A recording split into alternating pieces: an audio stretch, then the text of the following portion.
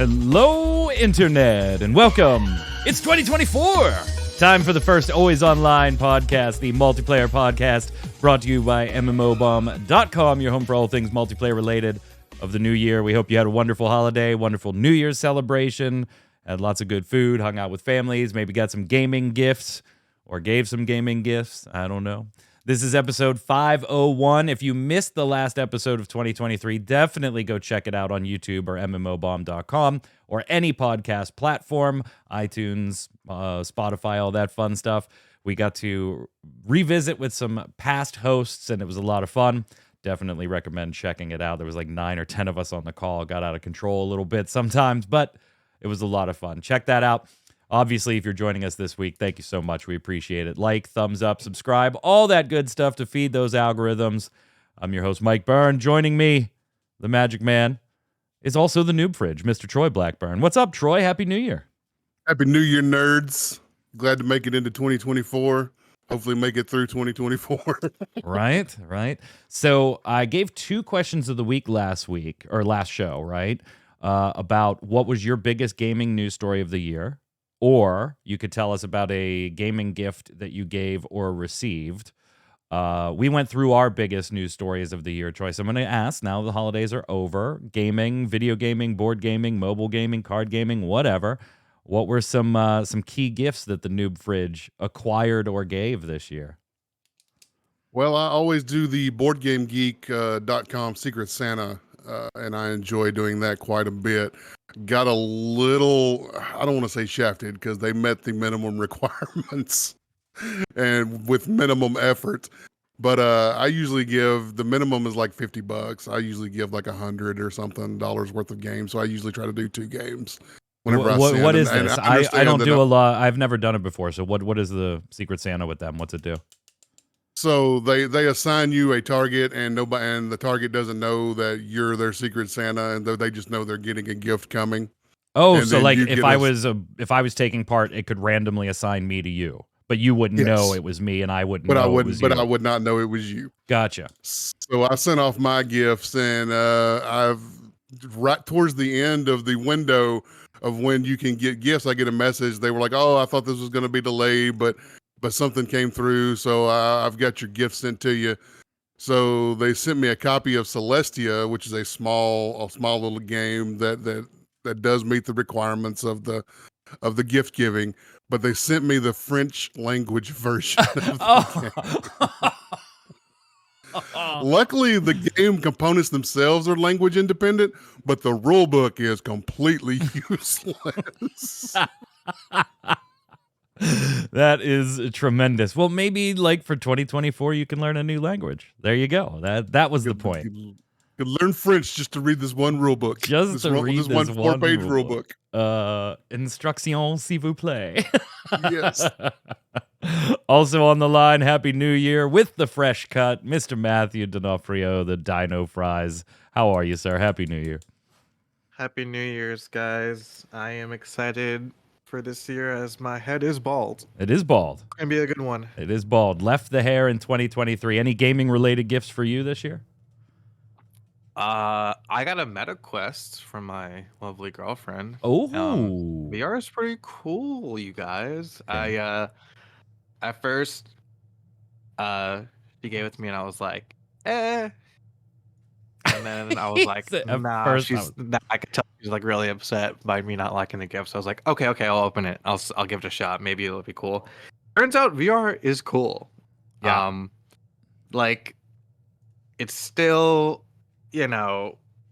niche and kind of wonky here and there, and there's not like too many good games out, but it's pretty cool. Yeah, I mean, we use the Quest 2 around here an awful lot, and I mean, Beat Saber is probably the one we play the most of around here. We didn't get the Quest 3 yet because, like, we don't do it that much that we were really interested in the augmented reality portion, which is like one of the huge differences between 2 and 3. Besides other improvements to the hardware itself, of course.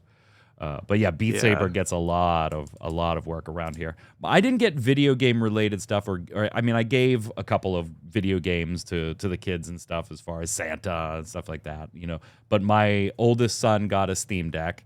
My middle son already had a Steam Deck, so he got his own Switch that he can take to college with him because the family Switch has stayed here. And then like a couple odds and ends. I got mostly Magic-related stuff, which was great. Close-up and stage Magic-related things. So it was very, very cool. Very, very nice Christmas. Very nice New Year's of board games on New Year's Eve with the family, which turned into blind karaoke, and then by 3 o'clock in the morning it was like, okay, New Year's was 3 hours ago, go to bed. But it was a good time. We've got I guarantee you everyone had a better Christmas than me because I had COVID. Oh, that's right. Oh, goodness. Well, I'm glad you're feeling better now so that we can cover some news. Here we go.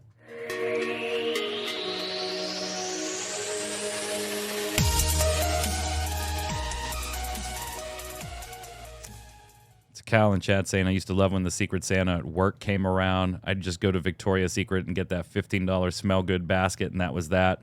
Worked with mostly ladies, so no thinking needed on my part. Easy peasy. Stojan, Merry Christmas and Happy New Year to you.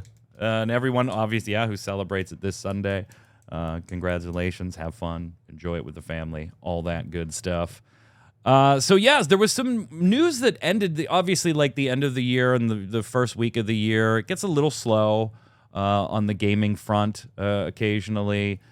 We did get some pretty big news though as we ended 2023 and then into 2024. And the first is one that Troy, I think I might be pretty happy about myself. We already knew that NCSoft and Sony were forming a partnership to do a few things, right? We reported on that earlier in 2023. We also already knew that there were rumors of a multiplayer Horizon-based, Horizon the game, based project out of Guerrilla. But as the year ended, we got some kind of shifting announcements here. And now this is still in the realm of rumor, but looking pretty good. Looking pretty good. And a lot of this coming courtesy of Curacasis on Twitter. Has dug up a bunch of stuff and put it on their Twitter. It's linked on MMOBomb, so you can go and check it out. I'm showing you the Skyline Project logo that's in development. That's the name of the project. And that, Matthew, that is the Horizon font. Like, that is absolutely the Horizon font in that logo. Now, what's interesting is that this is rumored, again, to be PC and mobile using Unreal 5. We've got a ways to go on this one. Ion 2 is probably going to come first, which is in 2024, 2025, and then this would be significantly after that. So we're still years away from potentially even seeing this. Although they did start the project in 2021, according to a former NCSoft employee's resume on LinkedIn. As of September, there were about 140 workers on the project. That's a pretty damn big number. It's comparable to Lineage M and Lineage W. And Land of Salvation seems to be the registered domain that could be used for this. We don't know. Could be tied, could be totally unrelated. And most interestingly, Matthew, it seems like Guerrilla not involved. That this is a deal between Sony and NCSoft to go ahead and do this. One, do you think it's going to happen? And two, what are your thoughts on it if it does? I mean, sure. Why wouldn't it happen? I mean, NCSoft is a huge company. They've made games before. Will it be good? Oh, I don't know. It's weird that Guerrilla Games isn't making it. I mean, they created the game, so it's weird that they're not making it. But I guess we might be seeing Horizon become a bigger deal, but like a franchise of sorts, I guess, which I don't really know if it has that potential, but I don't know. NCSoft is always like a red flag, I feel like, but I don't doubt that they'll make it. I actually kind of, Troy, I think I kind of like the decision not to have Guerrilla as at least the primary developer. And I'm sure like they're involved. Like there's no question it's their IP. But I remember playing the original Horizon and thinking I'd love to play an MMO in this world. Like that world by itself, main characters aside, just the universe of it, I was like, this absolutely is an MMO type world that I would love to mess around with. And we've seen when companies try to force a company to do a live service game, an MMO, a looter shooter live service, when they don't have experience doing that, right? See Marvel's Avengers. If you need examples of companies that don't do this. Redfall is my latest example of forcing a company to do something they're not comfortable doing. Yeah, so I kind of like the idea of them saying, you know what, yeah, we're going to have NCSoft, who has a ton, like them or not, they have a shit ton of experience in the MMO market, live service market, have them do it with an IP that I think people don't really realize how big that IP is, Troy. That IP, sales-wise, is much bigger than you probably think it is. Yes. And I think under NCSoft, it's got a much better chance of becoming an actual MMO versus what Guerrilla would do, which would probably just be some sort of multiplayer live service game. Yeah, Zach Sharps said something on Twitter when we said it's probably going to be like an instance thing, like a Dauntless, right? Or a Monster Hunter type thing. I don't think so, because I think that's what Guerrilla themselves was actually working on. Now, whether or not that'll still be a thing, we don't know. But I think there's a very specific reason, to your point, that Sony said this is going to be with NCSoft. Yeah, I would like to see it be a full-fledged MMO in the Horizon universe. It would be fun. It would be an absolute blast to play. Or at least it should be interesting to see the development of. I can't say that a game that doesn't exist would be a blast to play, I guess. But the idea of it in my head would be a blast to play. Horizon Zero Dawn. This was just in May of this year. The Horizon franchise passed 32 million units sold as a franchise. That is much bigger than I think a lot of people associate, because it is, limited, right? It's PlayStation only, as far as consoles. Is it on PC now? It's on PC now, right? Yeah. I think it's some PC. But as far as consoles goes, it's limited to just the PlayStation. So, man, that is crazy when you think about that. That is so much bigger than a lot of Sony's releases throughout 2022, 2023. And it was kind of quiet about it, Matthew. Like, to your point you said earlier, like, I don't know, is this big enough? I think it is. Would you play a God of War MMO? So while in theory, to me, that sounds very cool, I look at, would this game, X game, do well as an MMO through the lens of, does the world hold up for a massive multiplayer experience?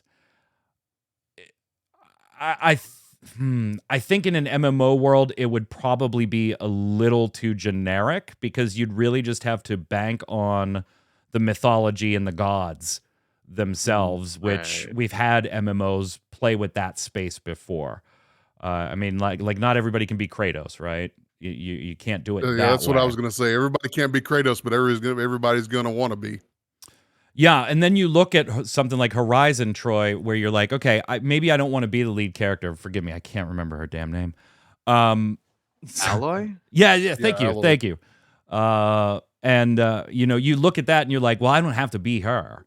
I could be, this tribe over here. I could pick the tribe I want to come from and start there. Like, you can imagine yourself not being the hero of the story, like in a single player game. So I would actually say no to God of War, just because I think it would end up being too generic. It wouldn't be God of War enough. It would just be a mythology based MMO, which we've had before, where Horizon, I still feel like, lends itself a little better. Maybe I'm nuts, whatever. What do you think? You asked the question.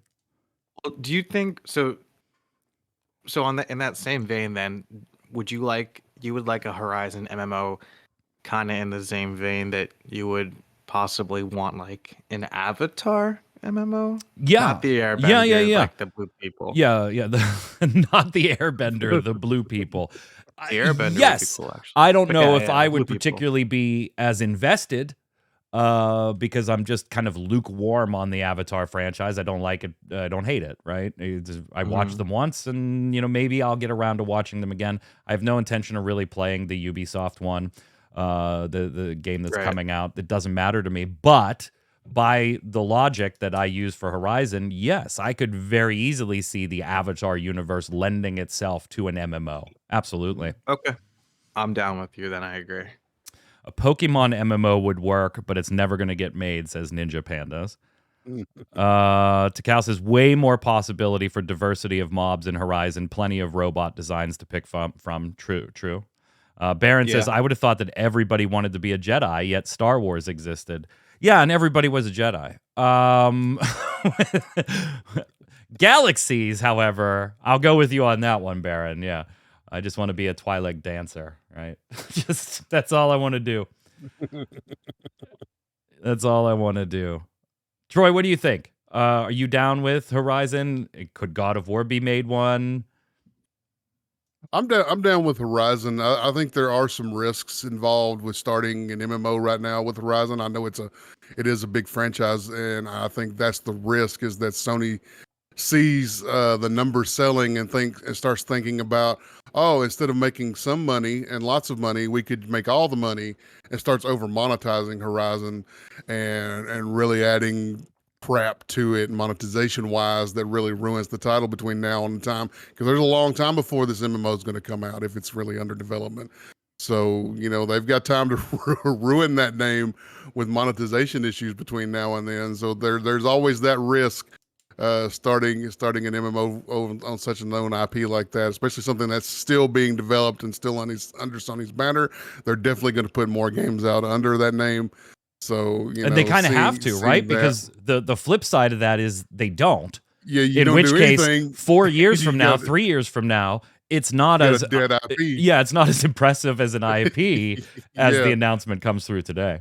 So they have to keep the world alive and going if they're going to develop an MMO. But at the same time, there's the risks of, we can make instead of making billions, we can make tens of billions. I think that's why you're going to see Guerrilla Games still working on their stuff. Even if there is a multiplayer game that they're going to make, I think that is going to fit in what Zach Sharp's feedback was on this, where it's something smaller, co-op based, something like that, but keeping the IP alive for something bigger. We'll see.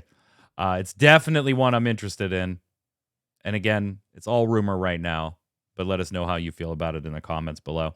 We're also seeing Bobby Kotick had his last day at Activision Blizzard as the CEO on December 29th, so he is officially gone.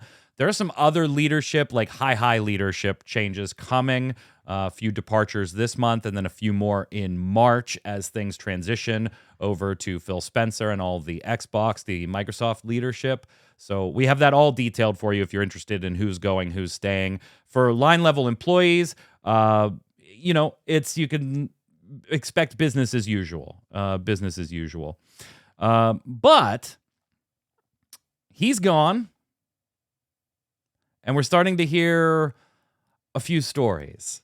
We knew this was going to happen, right? Like this. Yeah. This was guaranteed and will continue to happen. We will continue to get some of these stories. There are developers and employees talking about on Twitter their experience with Bobby Kotick when it comes to Call of Duty, their experience with him when it comes to Overwatch. For example, Andy Belford said on Twitter, breaking my silence to share a fun fact. When we planned Overwatch 2's Steam launch, the team warned months in advance that we were going to be review bombed. We begged for more help, more details, and more resources to help us with the anticipated influx. All were flatly denied. Moderation of Steam was put on the community team, not a function of community at Blizz.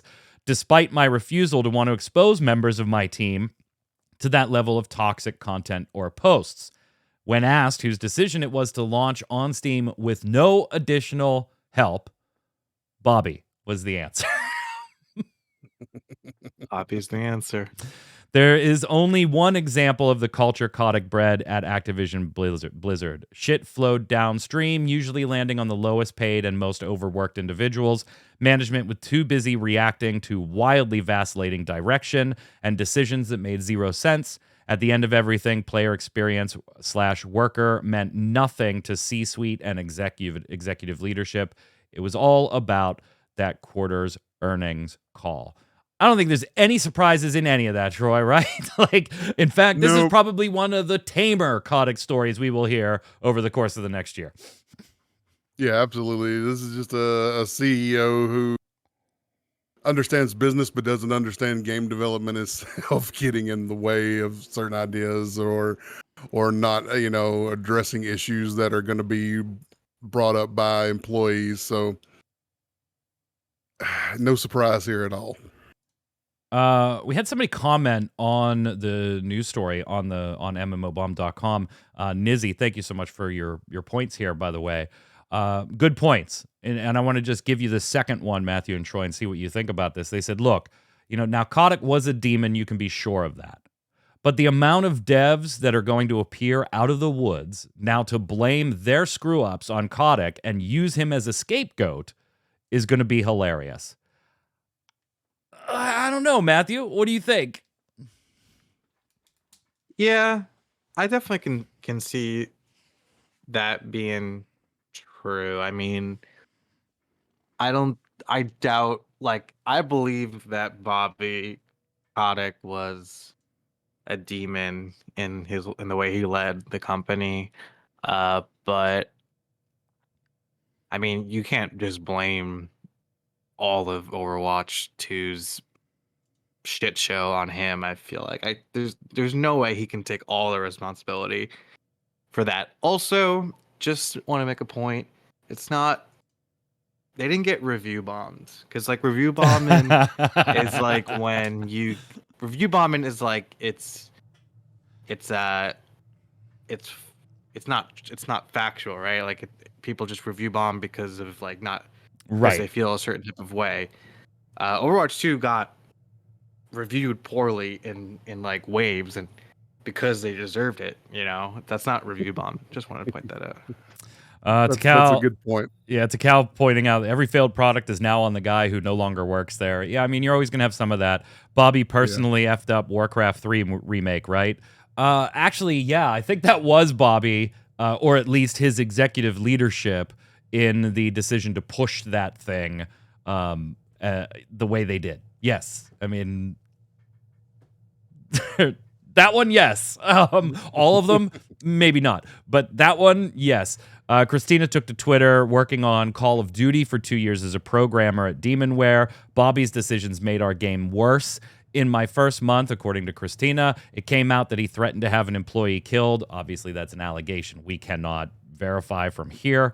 In the all hands that followed, no one wanted to speak first, so I demanded his firing in front of everyone. And Christina did go on to point out, like, hey, I was in a position where I was able to do that, right? And not have to worry about me getting fired the next day for demanding that. But there would be people maybe lower down the chain that don't have that safety of the company needs me, at least for now, to be able to make those claims verbal. Look, he's not a good guy, right? We already know that. Now, I know Takal has a DeBomb in here that's going to be taking things from another side, and I think it is important, whether you agree or not, to look at that side. If you're a shareholder, an executive shareholder in Blizzard, or Activision, Troy, Bobby was probably a damn good guy for you, right? Like, he lined your pockets, and that was his job. Unfortunately, that's all he really did, was line pockets of shareholders. The company as a gaming company took steps backwards. But that bottom line shows what it needs to show at the end of the day, and it doesn't matter how many people how many hundreds of thousands of people you had to lay off to make that happen, or how many cuts you had to make that happen, or how many things that didn't get fulfilled you had to make up for to make that happen.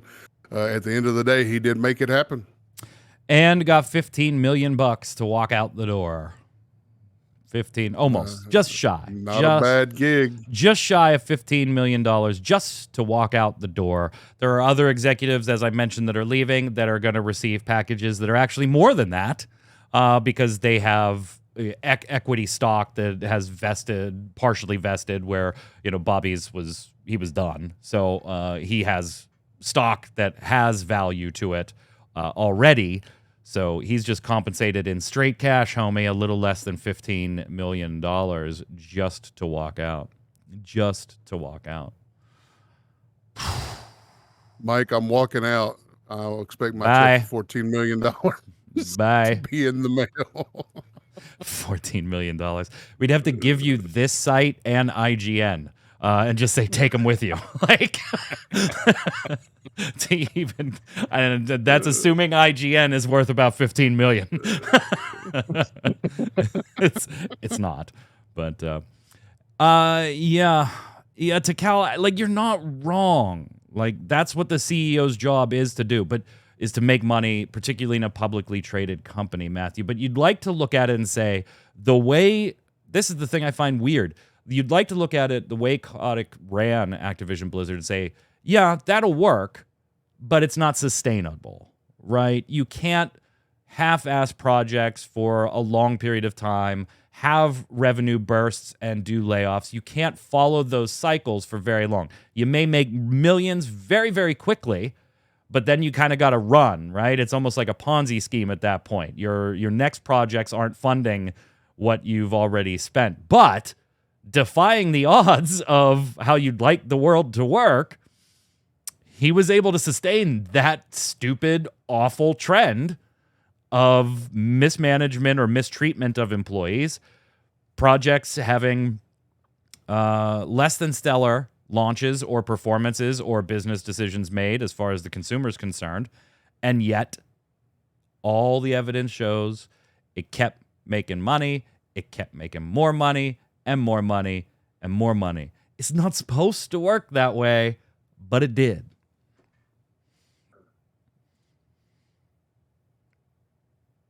Yeah. No, I mean, you said it all. I have nothing left to add because you pretty much nailed it. Just as he leaves, though, we find out that, hey, Blizzard may actually go back into China. And we knew that was going to happen. We knew they were going to find their way back into China. It was just which partner would win the deal. Some way, somehow. Yeah, there's no way they were just leaving.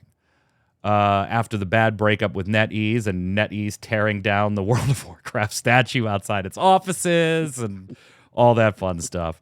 Well, it's just weird that Bobby Kotick left on the 29th, and on the 28th, we were receiving reports that NetEase and Activision Blizzard may decide to remarry. You know, they got a divorce, they saw what it was like, and they said, you know what, we were better off together, Troy. they tried going out there and getting on more fish and trying to see what was out there, and they're just like, hey, you know what? It's just not the same. Oh, man. Unreal.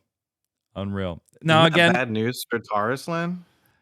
Yeah, that's a good question. And it's just rumor right now, but it was reported by 36KR, which is a reliable news site overseas there, that this partnership could be brought back up.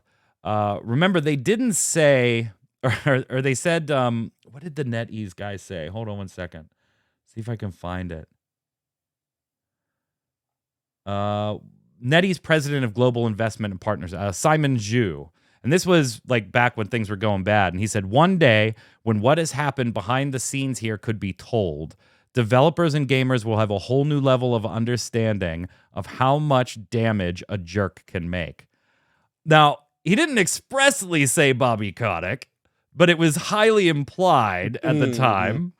And then the day before he's leaving, we're getting rumors of this. It's amazing, Troy. But Matthew, to his question, Troy, what does that do for Taurus Land, who is, you know, arguably the WoW cloniest of WoW clones? Yeah, it is the WoW cloniest of WoW clones. And I think over here in the West, Taurus Land is going to be seen as like as a cheap knockoff of World of Warcraft. Now, over in China, what's it going to be viewed as? I don't know. I don't understand the culture, or I don't know the culture over there, and the way gamers think and how they feel about certain things. Will they embrace as Chinese people, a Chinese company coming into the landscape and something like that over the original? I don't know. So it'd be interesting how it takes off over there. But I think over here, it's Tarsland is just going to be seen as a cheap knockoff. Matthew, you brought up the question. Answer it. I mean, I've played it. It's not good. I don't. I was excited for it too because like I like the aesthetic that World of Warcraft has, and I thought Tarsland like looks pretty cool. But then you play it, and it's got no polish. I don't really know. Maybe it'll be better at launch. I tried it in like that recent test they had maybe like a month or two ago, and it wasn't good. But it's like supposed to come out pretty soon, I think, like early. Troy, you played it year. too. I downloaded it, but that like testing period, I didn't have time to get into it myself. Yeah, I've played it. It was good, right? not impressive, and it was, dude. No, it was trying so hard to be World of Warcraft. I mean, more so than any other thing I've played. Like there are Taurens, there's Jaina Proudmoore, there is Anduin Wrynn. I remember watching your stream on MMOBomb when you were playing it, and you were like, "All right, here comes Jaina," and I'm like, "Oh my god, that is Jaina!" Like that is Jaina with elf ears. You were just giving the story with the WoW characters' names on it. It didn't have direct assets ripped. At least not like character models and stuff. Maybe there were accusations of other stuff, but it was and of course Troy's a big cow. Like is with a hammer or whatever it was. I don't know. Act fast, gang, if you want to get keys for the day before. We've been seeing them on key selling resites for sometimes as high as $400, mostly around $200. Jesus. Yeah. I mean, you can't buy them anymore, so I guess. But yeah, don't buy them. The game is officially shutting down all the way in this month. So it's in January. What did I say in the sub headline? Oh, the day before will make it to a 1 month anniversary, but not a 2 month one. Having launched in early December, it's only going to make it to January 22nd. Now, why is that different than what you might we've already reported? Well, remember the initial report was just F-Tastic was going away. It was no longer going to be a company. They didn't know what was going to happen with the day before or any of their other products. Well, now it is official. Mytona worked with Steam, gave refunds to everybody who wanted them, and then said, Troy, you know what? Even if you don't want them, here's a refund. We're taking the game back from you and giving you a refund. They came out from Steam automatically if you hadn't filed for one. And then as of the 22nd of January, the day before, is just going to be retired and the servers totally shut down. That was fast. Not surprising after the very, very fast 4 days. Hey, it didn't sell as many as we needed to, even though we haven't gotten any of that money yet. Closing of the company. I don't know. We're also, this is another one that we're starting to hear devs talk, right? A lot of people talking anonymously. Lots of, Kira TV obviously does great content on this particular topic, has for a long time. So it would encourage you to check out his videos. Not so good. I want to give Mytona a little credit here. Like they acted fast from a publishing standpoint and said, no, we're just ripping it down. We're going to work with Steam. We're going to get refunds. Don't worry, the developer's not getting any of this. But you also have to kind of go, well, where were you while this was happening behind the scenes, right? We're hearing all the stories of the two people in charge making life miserable, constant changes. The game never had focus, all that stuff. Well, where was Mytona when they did their visits and said, hey, we gotta help, we gotta try to help you because this is a mess. If you had any inkling that this was the potential outcome, I think for your reputation, you just don't release it, right? Like you just cancel the project. There was no chance you were making money back. But it was the most wishlisted game on Steam at one point. Before it got booted from Steam for a while. I think they were just throwing it out there to see what happened, just the same as the developer was, and hoping that maybe something would catch on. I get it from the developer side that you can, and to Cal's right, and we said this on previous shows, Matthew, where it's like, okay, look, it is what it is. Let's see if we can keep it alive by getting some early access sales.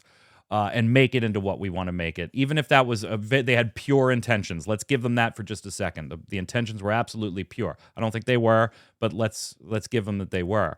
I can understand, but as a publisher, you're the one that's going to take the brunt of this when the developer goes away. You put people in there to look at things.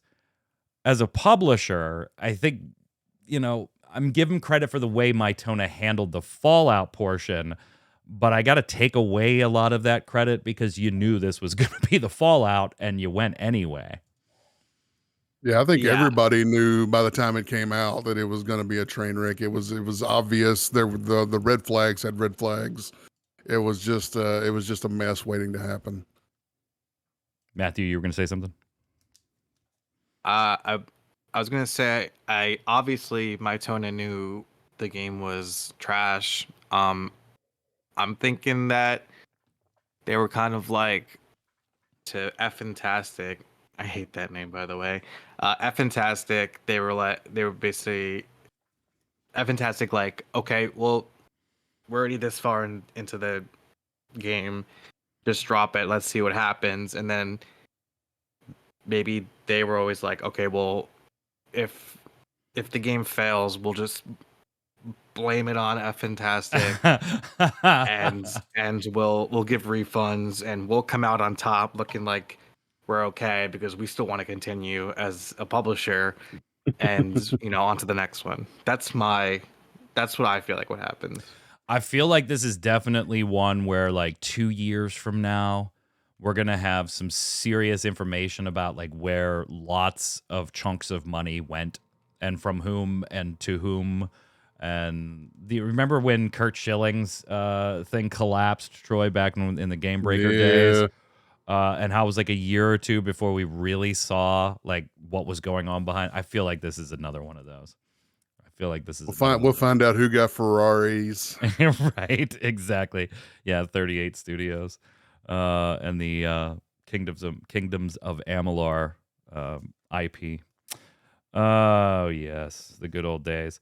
That was, I think, one of the Twitter comments that I really, really liked on the whole day before Fiasco was when they announced the studio was closing. Somebody was like, was this run by Kurt Schilling? And I was like, that's a savvy person right there. That's a savvy person. It also goes to show just because you produce a good game doesn't necessarily save your studio from mismanagement. Right. Because the Kingdoms of Amalur Reckoning is a good RPG. Yeah, it just didn't sell 90 million copies like they projected it to for some odd reason. Okay, a couple quick news hits, and then we're going to talk about 2024 and some upcoming games, and then we'll slide over to the weekly bombs. So here's a weird one for you.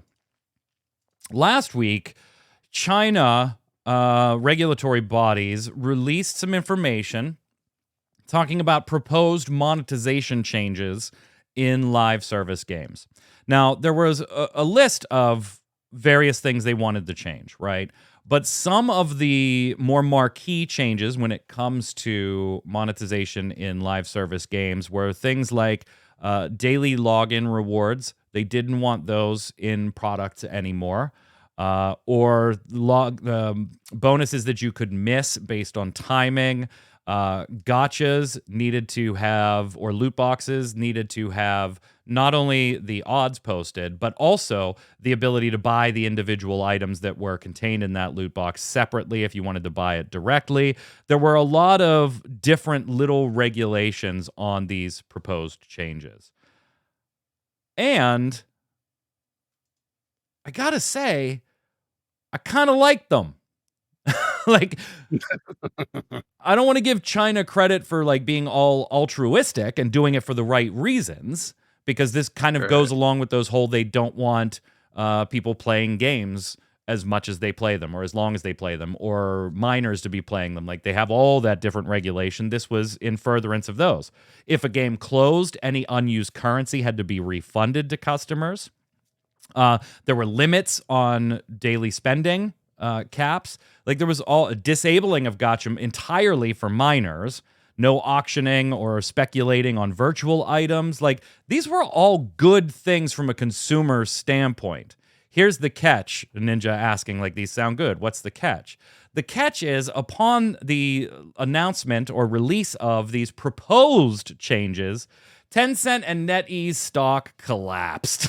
Like, it's just big time too. It absolutely collapsed. There was about 80 billion in market value just evaporated between those two companies. Just immediately evaporated. Fast forward 1 week, we're getting reports now, courtesy some of Reuters, that a Chinese official, Fang Xijin, who is in charge of the publishing unit of the Communist Party's publicity department, has been removed from their position, presumably because that's going to be the scapegoat for these proposals having been released to the public, and then this massive stock slide for these two companies. Right as, things aren't great in China on the economic front, right? It's kind of slowing down. Beijing, very rarely does this ever happen, but Xi Jinping, in a 2024 address, gave a rare admission that China's economy's in a little bit of trouble. So, we don't want 80 billion evaporating in market value between Tencent and NetEase. And they're going to be open to some public discussion about these proposed changes before they actually become changes. Here's the thing, Troy. I think the public discussion, for the most part, would actually be in favor of most of these changes.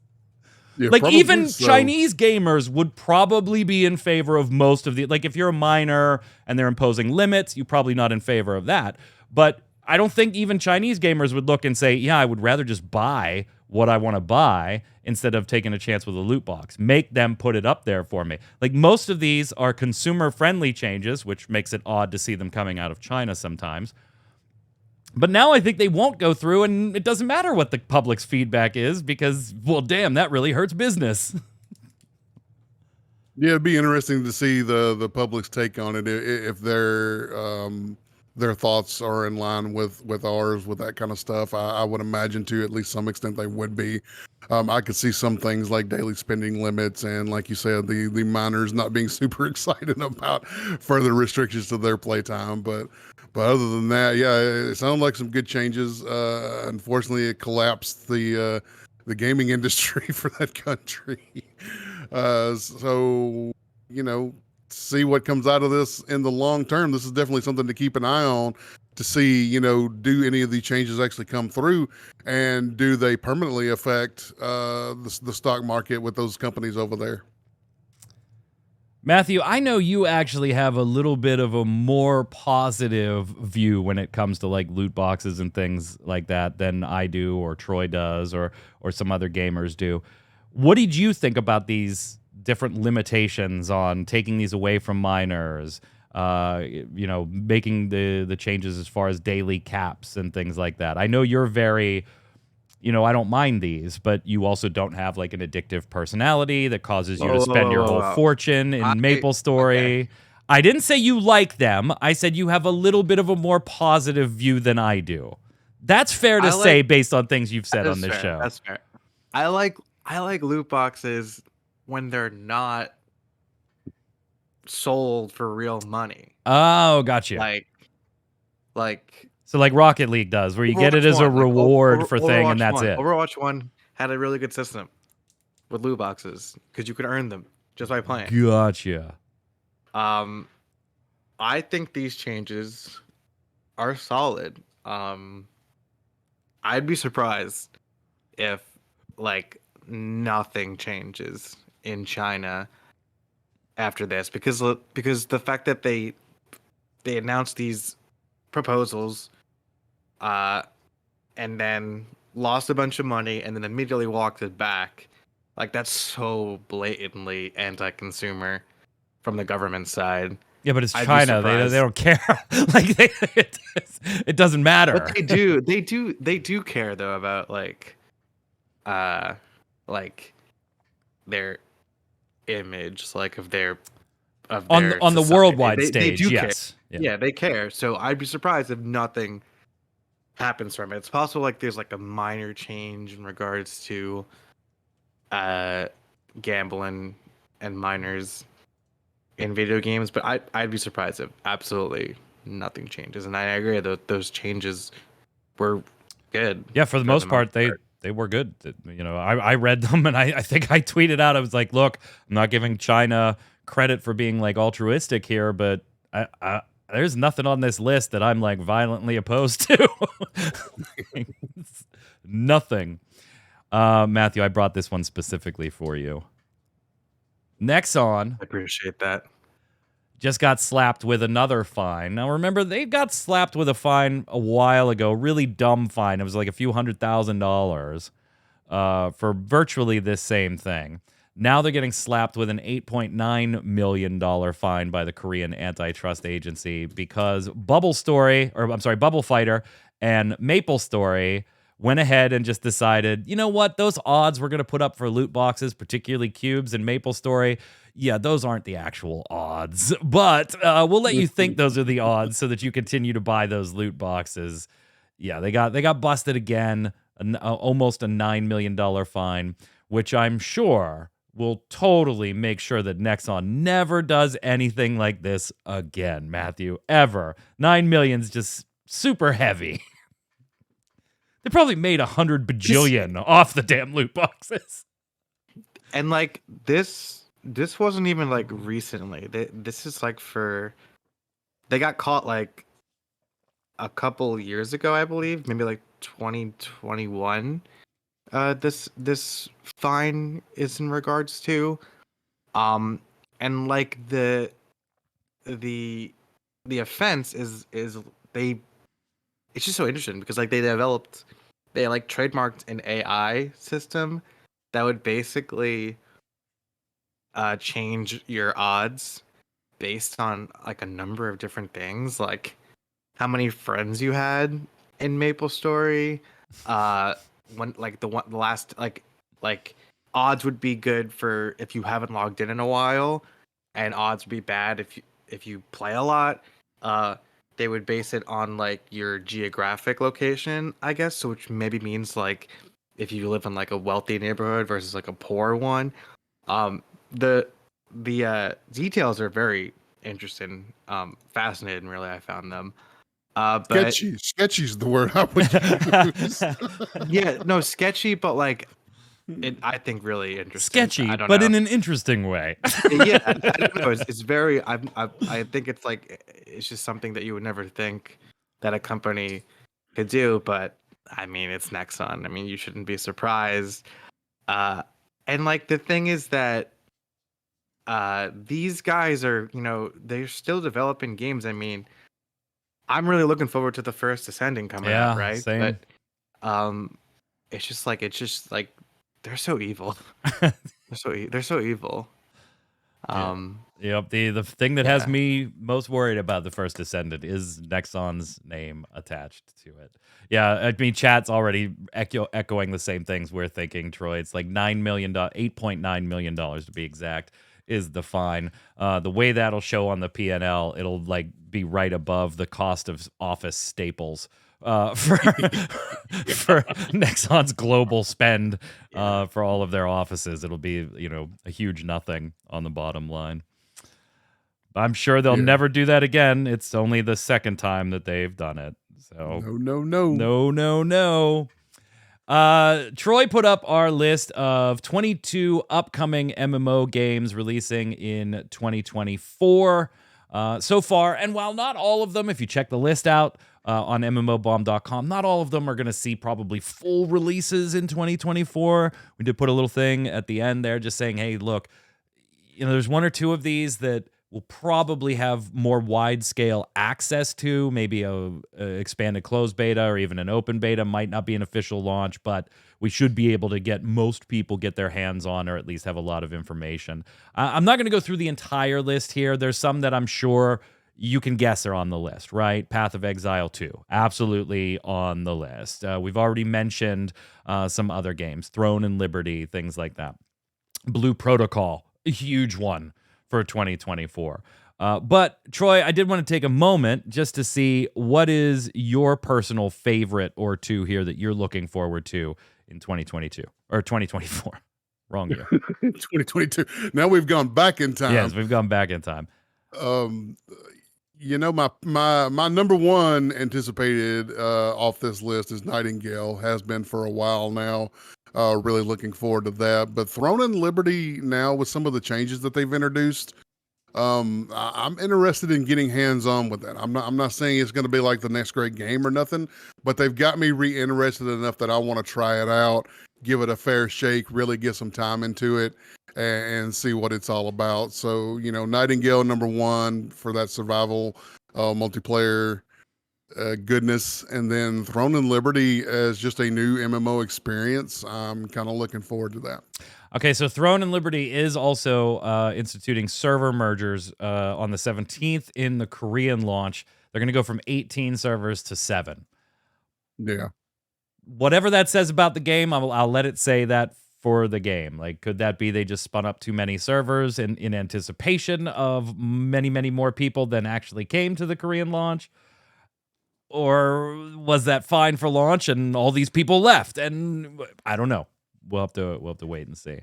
I thought this is one you'd mentioned. I'm showing footage for Havenhold, which was, if you remember, it was on last year's list, but it was Starkeepers last year. They've kind of changed the name of this one, and it's a seasonal conquest MMO type thing. You're always fighting for power of the world and large world to explore and ruins, rival factions, that whole thing. I think this one looks interesting too. I've been interested in this since it was announced as Starkeepers. I'm definitely interested in it as Havenhold as well. Another one I'm obviously very interested in, and I'm sure both of you are too. Yeah, Havenhold looks great, doesn't it? Reminds you of Crowfall a bit, which ended up, don't say that. Don't say, I can't believe I said Crowfall out loud. It's like saying Macbeth in a theater. You don't do it. You just don't do it. But you're not wrong. Chrono Odyssey. Now, this is one that we might see in 2024. They kind of alluded to that before the 2024, but we still don't know an awful lot about it. So maybe like an open beta or an expanded closed beta. This is one, Matthew, I'm absolutely looking forward to. I cannot wait to get a hold of this. This one looks sick. I agree. PAX Day was another one. That alpha or that closed test that they ran, that was really well received by people that weren't supposed to be talking about it. They were like, there's flaws. There's absolutely flaws. But yeah, PAX Day is another one I'm looking forward to. But PAX Day looks boring. Really? Why? I don't know. It's just like, it just looks like Minecraft, but for dads. I don't know. I'm sure that's not the tagline that they're going for. I guess I promise you I won't get an email from them asking if they can use that quote in their advertising. Minecraft for dads. I get those emails. It's like, hey, you said this in your first look video. Can we use this? I'm like, yeah, sure. I have a feeling they won't be asking for that one. It's Minecraft, but for dads, MMOBomb. You could take it. You could take that one. PAX Day. Soulframe, I think, is one we're all looking forward to as well. Soulframe. Yeah, Soulframe for sure. They've been really quiet on where they are overall. They did like a sneaky hour stream. Did you see that? No, I missed that one. Yeah, one of their game devs or director or whoever, I can't remember off the top of my head, chat, you can remind me, like just a few days ago, they did a sneaky like stream the first hour of the game. for the New Year's. Yeah. I thought this was a single player game. No. This is very This is an MMO. MMO? Yeah, very MMO. So more MMO than Warframe. Oh yeah. Well, I mean, it's going to be, at least from what we know so far, kind of in that vein, but not like the instance basing stuff as much as Warframe. Like Warframe is strictly, pop down to the planet, do your thing, get out of there. Not like that. Yeah, this is MMO. Where I can't wait for this. Well, now I'm excited. I thought it was. Isn't BioWare working on something too? Probably not getting laid off. I don't know. Are they still working on an MMO? I mean, they just offloaded Star Wars: The Old Republic to Broadsword. SWTOR, so I thought part of the whole Anthem was a complete train wreck. Yeah, but sold like 5 million units apparently. Destin from IGN keeps mentioning it. I thought the whole point of offloading SWTOR was to refocus BioWare on single-player games. I thought that was the whole point of offloading SWTOR. The real MMO is the people we laid off along the way. You're not wrong when it comes to MMOs. One more I do want to talk about on this list. One that I'm cautiously looking forward to at least trying out, and that's the Quinfall. This was a really... I don't know about that one. This was a really weird week for the Quinfall. Yeah. Because they were just kind of quietly doing their thing, right? And I'm not going to lie. The first time we covered Quinfall was January of 2023, a year ago. Because it came out of nowhere, and the number of quotation marks we put throughout that piece was staggering. Because we were quoting exactly what they were saying they wanted to deliver, and we were kind of saying, yeah, this sounds interesting, but a lot of things do when they're announced. This is a company we've never heard of before. They've done one MMO. It only released in Turkey, and it lasted about a year and a half before they killed the project. So not to say it was bad, but it was only like 4 or 5 people working on it, and it didn't last. That's fine. That stuff happens. But now in just a few years, from 2021 to 2024, they're going to spin up the biggest MMORPG in the world. That's not me. That's them going to present the biggest MMORPG universe in the world to a global audience, adapting real life to the digital world, creating a meta world. They were going to have seasonal weather, beefy character creation, player-run taverns, promising the world. And then since that, and so we kind of rightfully had an eyebrow raised from minute one. Those eyebrows have now been spreading a little more. Okay. If you didn't already have them raised, yeah, Massively did a piece a couple of days ago. Redbeard Flynn, friend of mine, did a video on it. And you've got Reddit looking at their website and seeing a picture of their studio. Looks an awful lot like a stock image of a game studio with just the logo on the wall replaced. It looks like there's either translation issues or that AI wrote some of the text on their page. They said their studio was found in 2021 instead of founded, stuff like that. And in my piece that I wrote yesterday saying, look, if you weren't already, if you're just now becoming a little dubious of the project, you're late. Like you should have been dubious when it was announced. Yeah. That's not to say that it's a fraud or a scam. I'm not implying that or calling them that. Could they be? Sure. Could they not be? Also sure. Whatever. Could it be another day before? Absolutely. Could it not be? Absolutely. I'm just saying you're a little late if you're just now worried about Quinfall. Yeah, on that whole found thing, I said almost as if to say someone was walking by generic studio office A and was like, hey, I found a game studio here. Yeah, that's what I was going to say. Is they found it in 2021. Hey, let's throw our logo up on this building. Yes, ZeniMax is absolutely, the last time we heard publicly working on an MMO. Yes, they have not updated us to that. Not BioWare. Yeah, so they had to kind of defend themselves on their Discord, which was the worst place in my book to defend yourself. The people that follow your Discord are the people that are crazy about your project already. They're the ones that want to talk about it, the ones that want to be involved in it, the ones that want to... They're not the ones that generally are going to... While some in Discord were questioning them, absolutely. Generally, your own Discord isn't going to be the place where people are like, is this a scam? Is this is this a scam? Like, that's generally not going to happen. But they only answered questions in their Discord. They've got a closed beta coming up this month. Originally, the Steam date said it was launching this month. That's never been right. That was going to be their closed beta. That now says coming soon on their Steam page. And they'll reflect that date when they go to open beta, which will actually be available on Steam. If you want to get into this closed beta, get boned. You can't. They've put up something that says, like, you can sign up. They're not picking you. Like, this is going to be a hand-picked list of people from a long time ago. If you filled out that goofy Google questionnaire they had, forget it. That doesn't apply to this as well. This test will be under other NDAs. Future closed betas won't. Open beta, you'll have to pay to get into. Okay?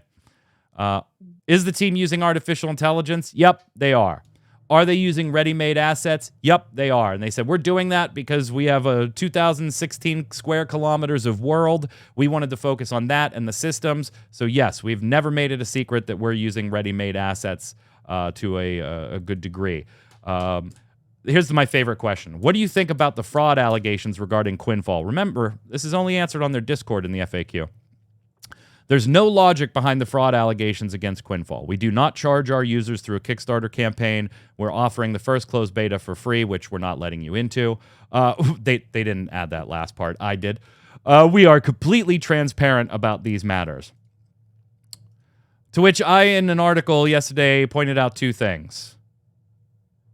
The first was that they have created an MMO, technically, at least 5 people on the team a couple years back. The second is, can we please, Troy, stop with this, we didn't take money, so we can't possibly be a scam or a fraud thing? That is absurd. That is absolutely absurd. The day before used that line multiple times. You can 100% be a scam or a fraud or both without taking a dime from consumers at all. Right? You can be scamming other companies, potential investors, like the day before often did, simply using their following to market other games and products to your following. Frauds and scams aren't always financially based. Often they are. Most times I'll even give you they are. But they aren't always. Sometimes they're perpetrated for different reasons. Is the Quinfall fraud? I don't know. Maybe, maybe not. But saying we didn't take money from you isn't the, oh, you must be legit statement that these companies think it is. It just isn't. It just isn't. Troy, you've already kind of chimed in. You're not feeling a lot of confidence from this one. Yeah, I'm just not getting, the vibes that this is going to be everything they say it's going to be. They seem to be overpromising, and even if they do create the largest MMO world, what good is that going to do if it's full of, flipped assets and empty space? Yeah. So, it's not about making the biggest world, guys. It's about making the most interesting world is how I would put it. Yeah, and they're not necessarily a fraud, right? We see it all the time, Matthew, where companies say, this is what we really want to do, and then they just fall short. Right? And some of the things this company that you've never heard of before, unless you live in Turkey and maybe played their MMO, these are claims that if Blizzard made them, we'd be like, okay, yeah, I'll believe it when I see it. So right from the bat, you should have been skeptical about this one. And I don't think they've done anything mind-blowing. The couple of snippets of things that they've thrown on Twitter are just like fly-by class skill videos. They did a world fly-through video, which, okay, the world looked cool cosmetically, but, it was not like we saw them doing anything in the world. They say this is going to come out this year. Is it a scam or a fraud? I don't know. I don't think it really matters, though. That was the whole point in the piece that I wrote yesterday on it, was it doesn't matter. Just keep your wallet closed on this one. You should have already had an eyebrow and a red flag raised a while ago. Anytime you hear these claims from anybody, doubly so if it's a company you've never heard of. I don't think it's that hard. Yeah, I agree. Do you think, would you play like a solid MMO if it was a total acid flip. I mean, do you see an Yeah. acid flip? I would. That doesn't bother me. Like, asset flips don't bother me. It's like, I go and I buy tires for my car because I'd rather spend my time and money customizing things on my car that mean a little more to me, and I'm not going to recreate a tire. And I know that's a silly example, right? But I don't care. If you want to build an MMO world and you say, look, our artists suck at building houses. For whatever, our houses look stupid. And so we don't want to sink more time into improving these. So we're going to go buy a ton of houses, a bunch of variable houses, and we'll use those in creative ways.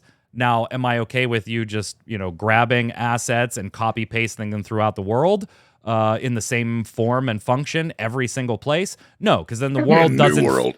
Or Final Fantasy 14 version 1, right? Yeah. Mike B's famous video on everything being copy pasted.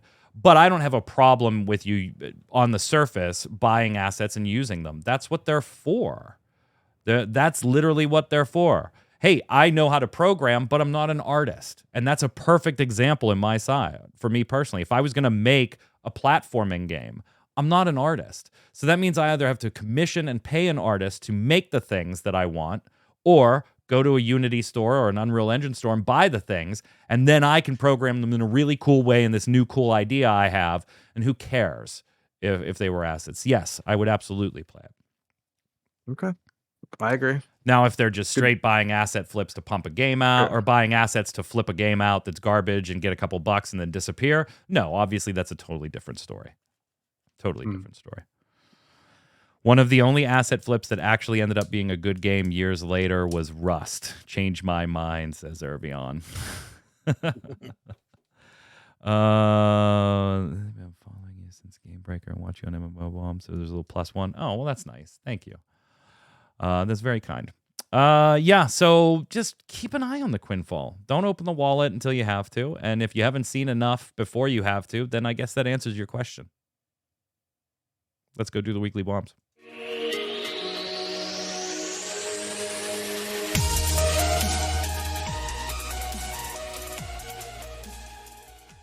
Troy, you're up. Sort of a continuation of how we opened the show. Bomb to my wife for getting me a new Calyx shelf that I can now fill with more board games. I thought of you because I finally got some work done in the garage. And the shelving is all up there. So all the games that were stacked on the china cabinet in the dining room, all the games that were stacked on the secretary, all the games that were taking up the top shelf of the hall closet, like they all got put. I was like, I should take a shelfie and send this to Troy. He'd be so proud that it's all cleaned up. I'm going to give a bomb to the Homecoming crew. This is very, very cool if you are a City of Heroes fan. Homecoming now officially has a license from NCSoft. Your character and stuff. Talk about something I never thought I would see happen. Right? Your character and all that stuff is good. They're going to have content drops. Massively did an interview with them today. You can go check that out. So there's all kinds of additional questions answered on the whole deal. We've reached out to NCSoft because I'd really like to get their side of the deal because Troy, like you pointed out, NCSoft confirmed it to us yesterday. When I saw the announcement, I got confirmation from NCSoft that it was legit. And I said, hey, is there anybody at NCSoft that wants to talk about this? Because I'm sure there's other games in your head you're thinking about, like, could it be a possibility? They're different, right? The source code was leaked for City of Heroes, so that's a bit of a different scenario. But they didn't sell the IP, no. That means that they have granted Homecoming a license to go ahead and use the IP the way they've been doing in developing private server functionality and new content and things like that. At any point, NCSoft could have ceased and desisted them and killed the project, right? It was an unlicensed project. Now it's licensed. That still means that NCSoft could tell them no at any point and just revoke the license. But now it's officially recognized by NCSoft. And they're allowed to continue their work and development on it. So that is tremendously good news. Congratulations to the Homecoming team and everybody working on that project. I'm sure that was a ton of work for years and years and years to get that license. So congrats, bomb. Go ahead, Matt. I'm gonna follow Troy and give a bomb to my girlfriend to introduce me to the world of VR. Pretty cool. Welcome, my friend. Welcome, my friend. From the viewers on YouTube and on MMOBomb, remember, please leave your weekly bombs and question of the week answers in the comments. It's an important part of the show. Without you, this portion of the show does not exist. So get them in there and visit MMOBomb.com. That's what pays the bills, right? Fianin. We're going to go with Fianin. Obligatory bomb to the entire cast. Always look forward to the cast. Thank you. A second bomb to the game Warhammer 40k Dark Tide. Last year around this time, the game was a dumpster fire, but they've done lots of improvements to the game. Troy, you and I said that not too long ago, that we were like, look at them, like doing their thing and turning this around and balance and loadouts and like everything they've done. Yeah, kudos. I agree. Yeah, the first look, I gave a fairly positive first look because the bones were there. The game systems and stuff were in place that they just needed to polish and improve on. And it's good to see that they actually did that instead of like some other companies. They're just like, no, that's good enough. Yeah. Go ahead, take the next one. Kitsarua, episode 500. A bomb to everyone for being on the cast and keeping it fun, and everyone watching, keeping the cast around for us to enjoy. Everybody on the porch. Yep, Damina did not kick anybody off of her porch in the 500th episode. It worked out well. Go ahead, Matthew. Kirito said, this brought back memories. Been here since day one, so remember a lot of stuff. Nice seeing everyone. I get hype. See what I did there. Kirito out. P.S. Oh, maybe a good idea that Brim doesn't have a computer anymore. That way, can't blame his girlfriend Books for breaking it. That is true. That is true. And we did see what you did there. Get hype. The original theme song for the free-to-play cast for years and years and years, even before it was always online, was Droideca's Get Hyper, because it was free to use for years and years and years, and then some publishing company went and bought up all the Droideca stuff, so we couldn't use it anymore. But yes, we see what you did there. And yes, Brim is very lucky. To Cal2399 says, bomb to Bobby Kotick. Yeah, you read that right. This dude took a company that was on the verge of bankruptcy and turned it into one of the biggest and most profitable gaming entities in the world. He did exactly what a CEO is supposed to do. Leave a company worth more than when you got there. People can miss me with all the fake-ass moral outrage. If you fuckers really cared that much, the company would have died years ago to nobody buying the games. And again, like, as crude as it might sound, right? To Cal putting a disclaimer, I don't like Kotick. I just live in a what is world as opposed to what should be one. Yeah, I mean, as crude as it is to say it, like, and I asked you, Troy, like, he did his job as a CEO. I would have liked to have seen it work the way it's supposed to work, in that is not sustainable the way it was run, but he did it. I wouldn't personally be giving him any praise for anything, but if you're an executive shareholder, while you may not like having to deal with all the crap headlines and decisions, you took the checks. Like, you took the damn checks. Go ahead, Troy. Terminus Tataros, Wilfredo, and all the others who play WoW Season of Discovery right now, give me your name and server so I can gank and corpse camp you. I mean, so we can play together. Chaos Bolt. I'm on Chaos Bolt. Go ahead, Matthew. Take the last one. Jay Shrinigyal said, congratulations on your 500th episode. To your greatest achievement in 2023. Thank you so much. Much appreciated. Much appreciated. Chad is like, wait, Takal, that's kind of a weird take. Like, it is a weird take. It wouldn't be mine, but it's a bit odd. Question of the week, what's your favorite gaming-related holiday gift? Nobody answered that one. You all answered the biggest gaming news story of the year. So Fianin says, question of the week, I think the biggest news story of the year was the Unity price change. Even though they walked everything back, the underhanded way they went about things had shaken many developers' faith in the company, and we may be seeing the impact of this years down the road. I agree with you. I absolutely agree with you. I mentioned it like very briefly at the end of the 500th episode. You're 100% right. Go ahead, Troy.